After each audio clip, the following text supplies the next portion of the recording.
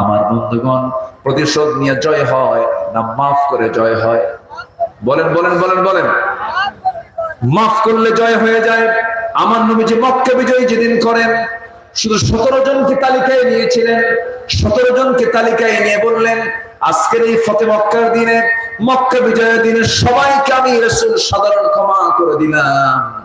শুধু 17 জনকে মাফ করা হলো না, এই 17 জনের তালিকার মধ্যে আমার নবীর সারা জীবনের বিরোধিতাকারী আবু জেহেলের সন্তান ইকরামাও ছিলেন। তিনি সাহাবী, পরে ইসলাম কবুল করেছেন। রাসূল বলেন, ইকরামাকে যেখানেই পাবা সেখানে শেষ করে দিবা। আমার নবীজি কত বড় উদার ছিলেন, কত বড় বিনয়ী ছিলেন। ইকরামার স্ত্রী এসে সামনে দাঁড়ায় এবং আমি কালিমা পড়তে চাই, তুই কালিমা পড়ে মুসলমান হয়ে গেলেন। এরপরে বলছেন, ইয়া রাসূলুল্লাহ, আমার স্বামীর নাম ইকরামা ইবনে আবু জেহেল, আপনি তো তার বিরুদ্ধে হত্যার হুলিয়া জারি করেছেন। আমার স্বামী যদি ইসলাম কবুল করে আপনি তাকে মাফ করবেন নাকি?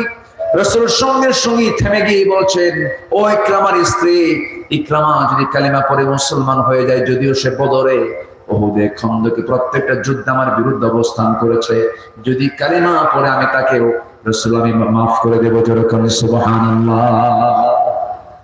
আবু ইকরামা অনেক দূরে চলে গেছে, তিহমা অঞ্চল পার হয়ে